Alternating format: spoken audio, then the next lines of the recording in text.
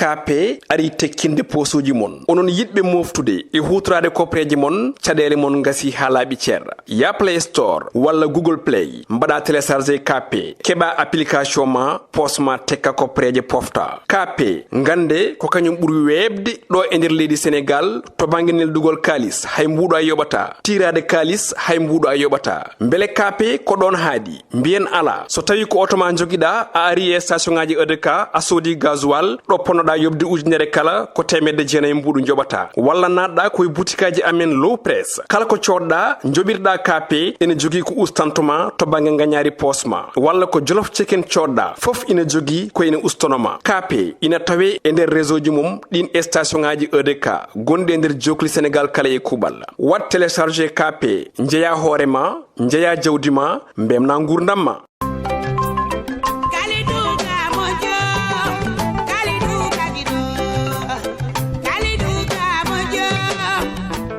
acca non ɗon bandiraɓe musidɓe tedduɓe yeɓoɓe ayawa habride Piindi TV ko salminde mon e juurade kono kadi e weltanade mon e kala saaha min garti émission mon mawɗo gandal Thierno Mody Aidara tanum nelaɗo Thierno ganduɗo ko arata kaalo ko iwata kono ko Thierno soyne yiide yotte jabɓe hoto yewne on paami ɗum tigui émission mo ganduɗa foof koye fijirde e jaleɗe kono haɗa nden ko salminde hilfaɓe diine hilfaɓe aada toɓe goni eno ɓe goniri min calmini min juurima min calmini Touba Tiwawon Ndiassane Layen Madina Baye kono kadi min calmini koreji men chrétien ji ɗi kono min calmini kala Cheikh Oumarul Foutiyou Tall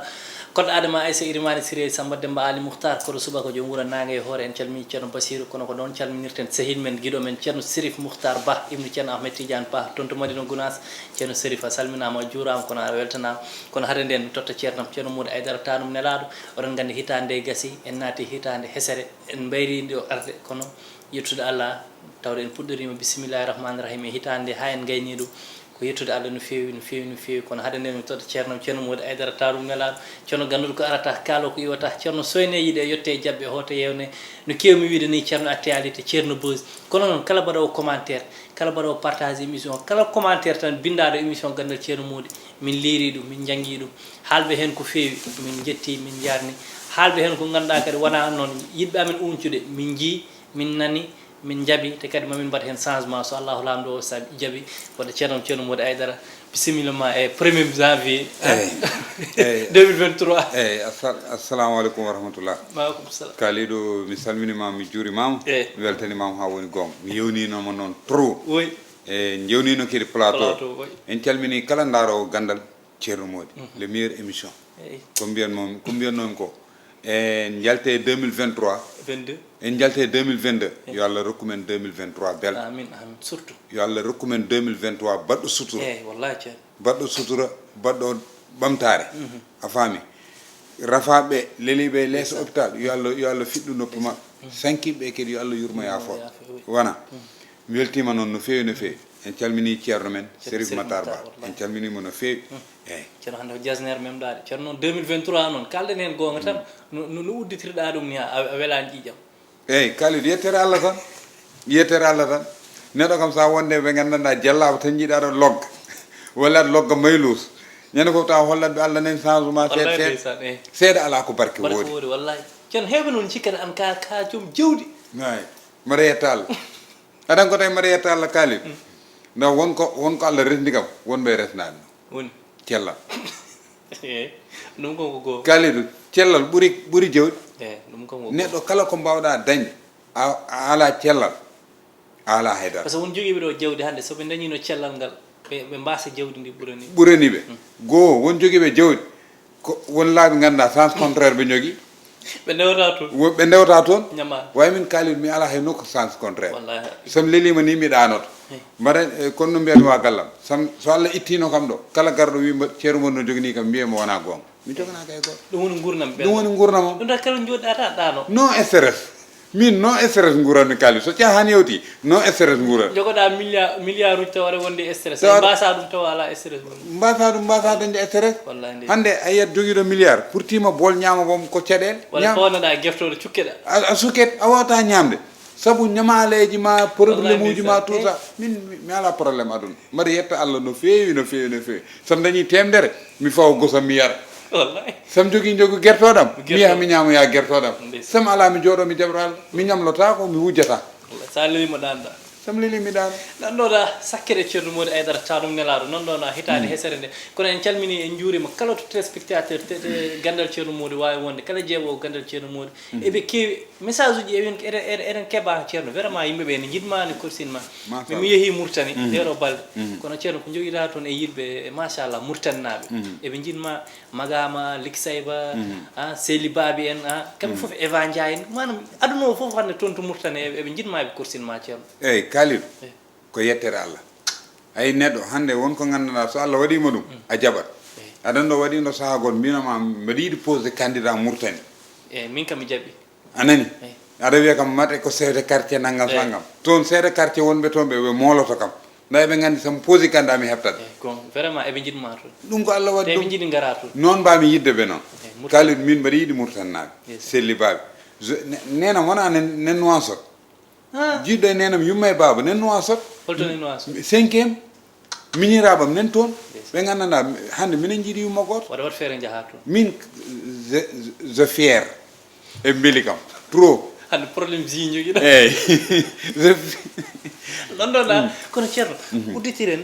hitande ko ganduɗa ko eɗen mbawi wiide ko mettere wona ko ganduɗa no weeli no fewi woni ko fate banggue accident baɗɗo to hedde Kaffrine to wiyete 6 kilo ha ko wiyete yimɓe 49 manam 40 personnes cankima hen taw eko mbawɗen nanggude e heewɓe ganduɗa ɓe gañima hen eɗen mbiya maaɓe ɓe yo Allah yurmo yaafo kono ceerno accident en général ɗo e Sénégal accident baɗo ni meeɗa wadde ko fate banggue tali c'est la première fois waɗa ɗo e Sénégal commentaire ma avant tout d'abord avant tout d'abord eɗen mbiya inna lillahi wa inna ilayhi rajiun yo Allah yurmo yaafo sankiɓe eyyi ndeysan yurmini Kalidou min affaire accident mi wino monta hen haalde parce que haalti mi haalti Kalidou tataji mi waɗino ɗo dénoncé vidéo nan ɗo yoɓe nawon var mi waɗino dénoncé wallahi teero mi waɗino dénoncé a faami ha joni a iwane tere ha hande mi iwani hen bisuji no mbaɗa surcharge mabɓe o mi haalino ɗum Kalidou ala ayi wonto tolno to état wawi hen haydara eyyi ɗon kam mi jaaɓi Kalidou yo yimɓe Sénégal naaɓe sofereɓe yo pewndu jikkoji mabɓe ɗi par ce que wona état ni joni joloto e auto ji wona état jolate auto ji ene miskineɓe Kalidou hande sa ƴeewi sofereɓe sa ƴetti 10 wiɗɗi foof e bonnede ndammin won image goto mo jiimi on image cikku Macky Sall yanno nda Kalidou non gonta e yeeso bis jolna yiiɓe pawa bol domada e yeeso ma wonanni ma alifa yewten image chauffeur o no wotto no dogna no jogniro jungo won ngo aɗa nokkira domadama woni image moɓe jeyata ɗo anani hay so jolnino baali aɗa fonno ɗum hersude wadde nda baali ɗi ko pittali jogui saka innama ade saka ne jiiyaɓe te kadi ceerno bisuji garoji ɗo ɗi ala porte bagage anani ala Versailles ɓe garat ha ɗo ɓe monta ɗum hen Kalidou bis poɗɗo nawde 50 yimɓe mbaɗon programme ha 60 yimɓe naata hen ɗum ɗon yo Macky Sall daro hen te ay Kalidou affaire permis ji il faut état waɗa sévère e affaire permis ji ɓeɓe tottata ɓe quoi Kalidou permis yo wontu point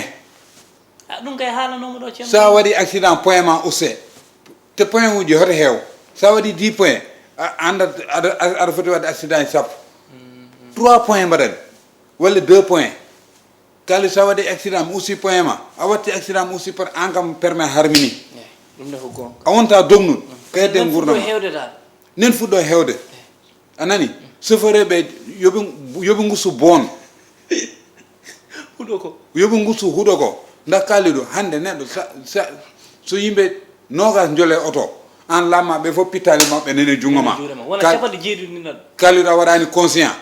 ɗum c'est pas normal par ce que yiyat bis mo ganduɗa chauffeur ɓe ɗiɗo jogui bis o kam foftata o ari o e naw te Kalidou won hunde kadi no muusi kam bisuji joni cotta pono kesso wona tan pono dogɗo caggal leydi ha ɗiggi waɗe conteneur adde onon coodon monton te ceerno jafoɗa ka anda hen ponoji ummotoji caggal leydi ɗi ko ponoji pour glace pour jangol aɗan toon wulata joni noon ɗin noon ponoji so gari ɗo no wawi wonde kesso kono so fawima e tali he enen taliji min no wulat tan musiba a faami yoɓe coodot ponoji kesi Kalidou neɗɗo sa Kalidou sa ƴeew yoɓe gussu yoɓe ɓeydineni ni Kalidou ñande hen oto emin gari beddo goto oto naati o oto naati goto e ma fof no wawno rutta caggal rokka keddiɗo way ɓe ñifi auto ji mabɓe jooɗi kalliɗo ɓe mbaɗi créé embouteillage finalement min wattindi jippaɗe jaami ha e chauffeur goto mbima an auto gonɗo caggal o ko malade woni hen a watta anniére o waɗi anniére auto kalliɗo yoɓe pewndu jikko ƴi ɓe jaltina hen état yoɓe jaltina hen état par ce que état ko wawi tan ko fewnude tali wawi tan ko fewnude tali kalliɗo needi état wawma neede ala ko wawi jikko e ni ala ko wawi jikko e neɗɗo bonnedagal ngal yo sofereɓe gussu ɗum ganda ko yimɓe ɓe jolnat ɓe jolnani paaɗi kalliɗo hay fabouru sa jolni waɗ ɗum respecté nda ko fittandu jogui te kadi ceerno kalden ha policier ji kadi omde tenue ji manam yoɓe gussu 1000 francs e 2000 o kalden gonga kalliɗo yoɓe gussu 1000 francs e 2000 ay min mi haalino ɗum ɗo mi haalta ɗum ɗo min sofereɓe policier ɓe gendarme ɓe wonɓe nder wuuro hedde fuutaji en noɓe liggorto min welanimi nda kalliɗo koye less lekki ɓe ñotto pawa ata e mabɓe soɓe coynima auto ɓe mbaɗmani mbaɗa droite en chauffeur sa ari an jippoto tawaɓe toon tottaɓe o lekke ɓe gara ɓe mbaɗa contrôlé auto wawi ɓe mbatta contrôlé auto o ɗum de ko gon kam surtout banggue fouta o surtout banggue fouta o auto police walla auto gendarmerie wonata koye less lekki pawa ata e mabɓe ɓe pawa ata e mabɓe so auto ari ɓe mbima ni jip chauffeur ara e mabɓe chauffeur o ara e mabɓe yahoɓe voyage fouta ɓe moɓe darami eɓe gandi kalami ko gonga mi añani ha waɗne fouta no garata wawi mi waɗa déclaré so bone ɓe goppat ha bone waɗa ɓe mbiya ɓe mbaɗa sévère kalli neɗɗo a waɗa sévère haade bone wadde te ɓe mbi sa dogui 2 heures de temps aɗa foti dartade pofta ɗon sinno kadi kala nde auto are homme de tenue ma wi yew yimɓe foof jippu ɓe ƴeewa carte d'identité ji yimɓe ɓe ɓe mbaɗa ɗum comme no guure goɗɗe ɗi mbaɗata ɗum won lawol ɓe ƴeewa carte d'identité ma douane kadi ƴeewa bagage uji yimɓe ɗi étape par étape ƴeewa poche uji chauffeuraɓe ƴeewa poche uji mabɓe ɗi ƴeewa soɓe joga guddi chauffeur aji seize uji jottoɗi cuuta seize o toon ɓe heew moftude bonuji mabɓe ɗi vraiment a nani mbaɗon sévère yimɓe maayi ten neɗɗo kadi kala mbaɗowo voyage jogo pièce so ala pièce telline ɗum par ce que woɗɓe accident ɓe heeɓe yimɓe donkiɓe wadde identifié donki wadde ɓe identifié ɗum noon ko liggey gendarmerie ko liggey police kaaliɗo neɗɗo a fota yaltude ɗo aɗa yahat 20 kilométre a waɗani pièce e posement carte d'identité wona sara neɗɗo ɗum noon ko liggey kaaliɗo sévère sénégal mbaɗano usel comé tan usel comé carte d'identité a jogaki carte d'identité kala hande so welama mumoɗo mi yaha ha Wourossogui mi yita biɗo kam ceermoɗo hot pièce ma merci c'est important ɗum wona lawol umade Dakar hana gara croisement Bakel ha Wourossogui Dakar Wourossogui ha Bakel so wona gara Bakel walla gara hedde tirimme en ɓe puɗɗoma namnade carte aɗa yalta Sénégal taw aɗan yalta frontiére go normalement auto baɗowo longue voyage auto so ari ha yawti Dar yo gendarme ɓe gar go foof yaltina pièce mum sa tawa ala pièce ɓe tellinma nodda koreji ma ɓe garanma waɗani kam ɗo lendi waɗani sévère waɗani sévère quoi min kaali min ha mi wari kam wonani mi janggani min sam wonno président de la république président cottuɗum te kaali wonko muusi kam kiɗe e Sénégal yoɓe goppu janese mbaɗa politisé ɗi c'est important ƴetton yimɓe gona e metti oɗon mbaɗa profité oɗon mbaɗa politique est ce que wona kadi président ma idori ɗum non président c'est normal yaha ko président de la république wiya kono heddiɓe potani yaade non wartete kaaliɗo heewɓe jeehi ko politique fandare mabɓe ko politique wona waɗoyde massaɗa wona jaale nawiɓe ko politique nawiɓe te ko makki yeehi toon ko wonko ussi seeɗa ɗum woni rôle Macky Sall te so yahano kadi ɓe mbiya omo fonno yaade a faami o ƴettiɗo médecin uji nawama ɗum fof ko rôle makko machallah sankoraɓe yo Allah yurmo yafoɓe kaaliɗo yoɓe mbat sévère e tali o Macky Sall yo ƴettu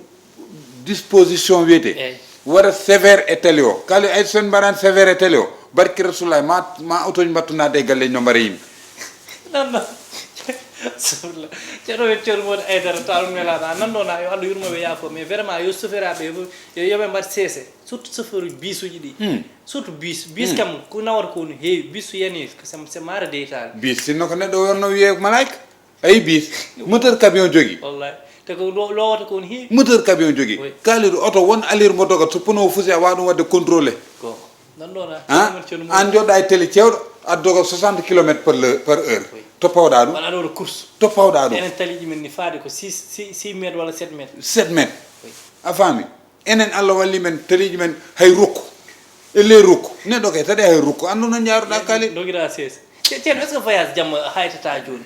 kalib bisuji man ngecca dogde jamma porte bagage kadi itte haydara ɗum noon ay lawol so heewi montage uji mbaɗi sévère wata wonde montage torse mbaɗoba mani torse jippoɗa ngara tawaɓe taw ɓe ganda ko woni auto heebo ganda ko woni auto anna wodi 6 ans ganda aɗa wawi warde neɗɗo nanna ɗum e sac jolna ɗum e auto guitta ɗum caggal gadda ɗum hay Dakar hay goto watta contrôlé yo mbaɗa contrôlé voliseji e yo mbaɗa contrôlé yimɓe nan no jogui pièce uji kali so ari auto hay voyage jamma hoto hayto way hande so ari ha hedde Touba onon fof on tellinama auto ma o toon duré 20 minutes ma wat foccude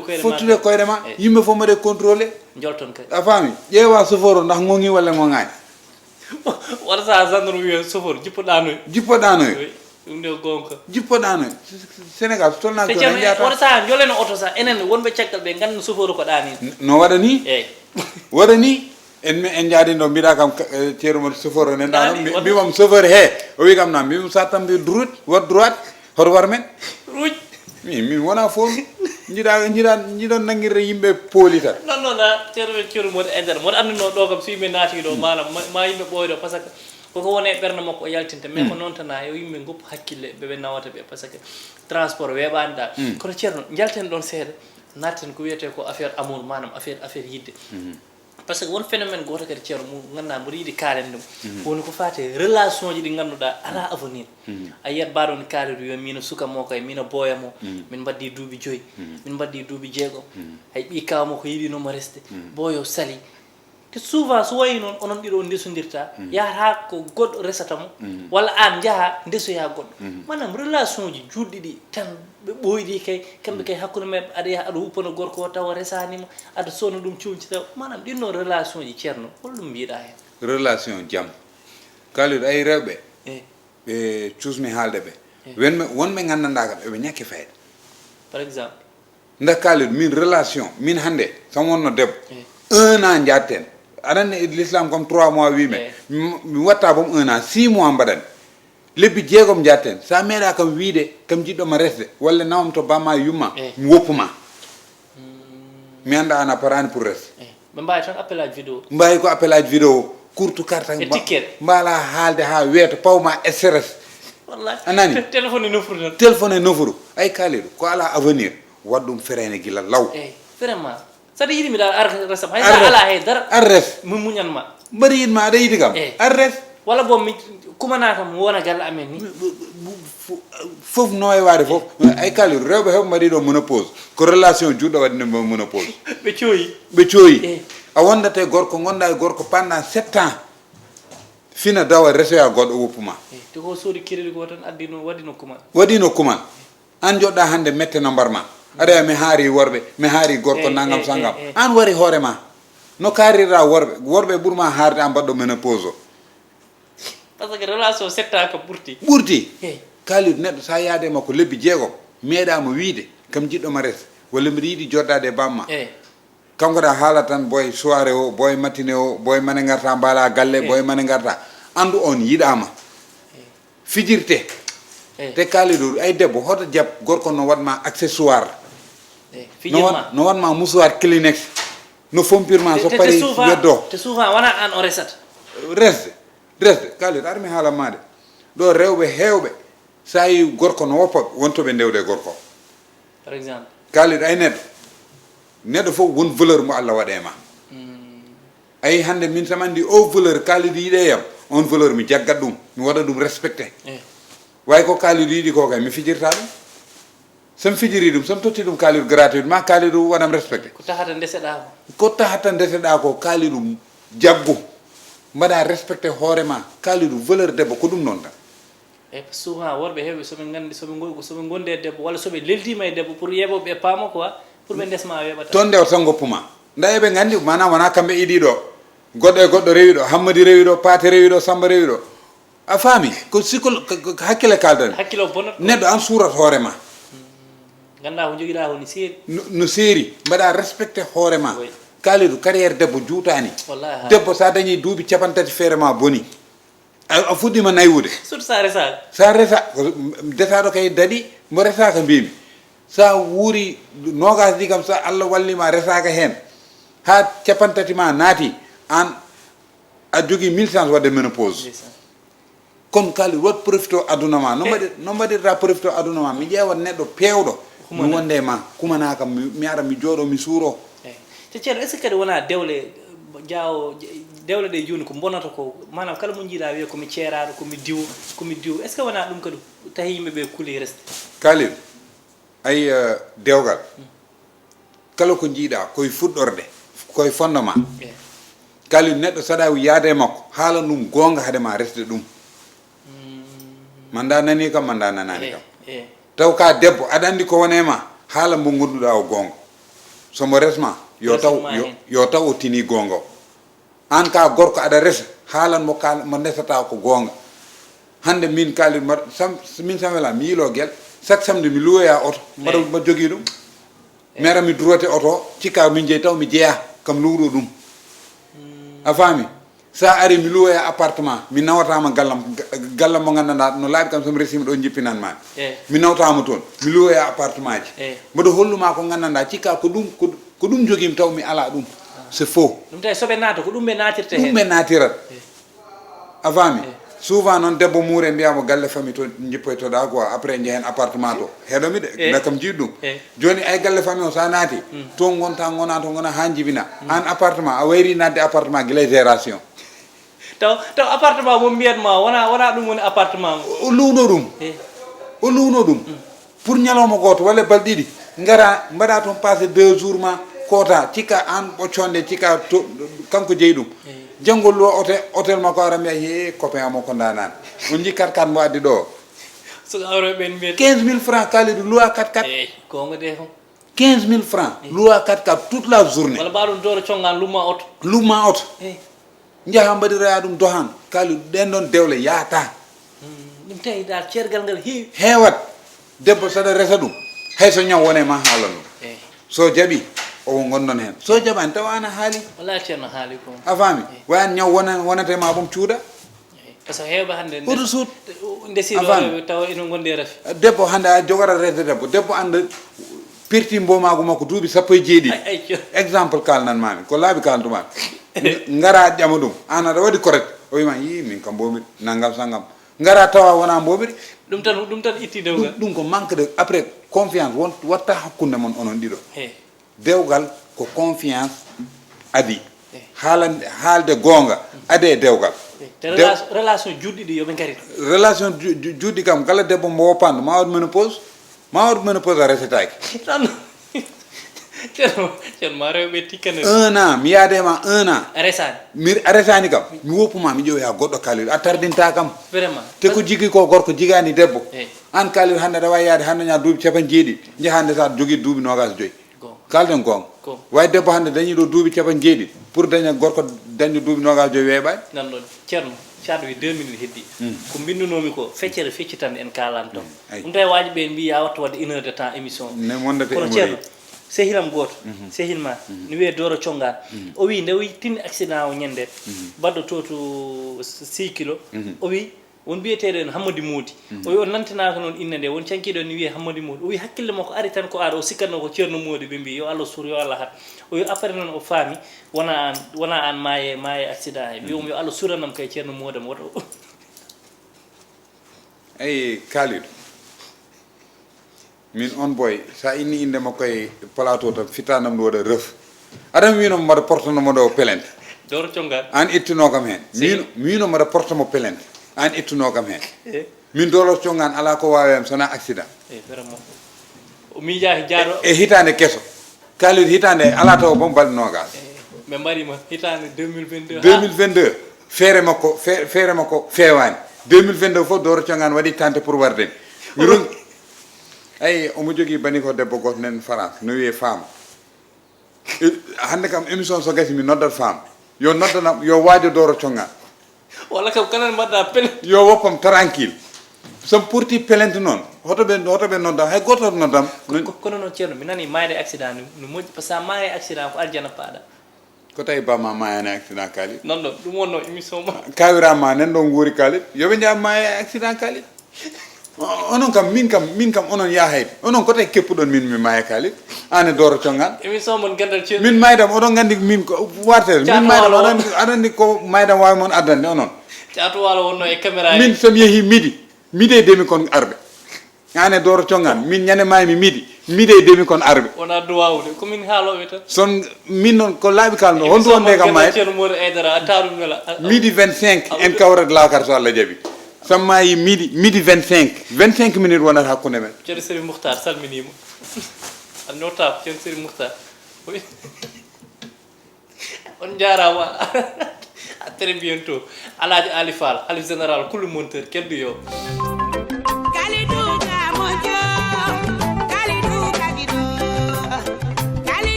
KP ari tekkinde posuji mon onon yidbe moftude e hutrade kopreji mon caɗele mon ngasi ha laaɓi ceerra ya Play Store walla Google Play mbaɗa télécharger KP keɓa application ma posma tekka kopreje pofta KP ngande ko kañum ɓuuri webde ɗo e nder leydi Sénégal to banggue neldugol kalis hay mbuɗo a yoɓata tirade kalis hay mbuɗo a yoɓata beele KP ko ɗon haadi mbiyen ala so tawi ko auto ma joguiɗa a ari e station ngaji EDK a soodi gasoil ɗo ponnoɗa yobde ujunere kala ko temedde jeenayi mbuɗu joɓata walla natɗa koye boutikaji amen low press kala ko coɗɗa joɓirɗa KP ene jogui ko ustantoma to banggue gagnari posma walla ko jolof chicken coɗɗa foof ina jogui ko ene ustonoma KP ina tawe e nder réseau ji mum ɗin station ngaji EDK gonɗi e nder jokli Sénégal kala e kuuɓal wat téléchargé KP jeeya hoorema jeeya jawdi ma mbemna gurdam ma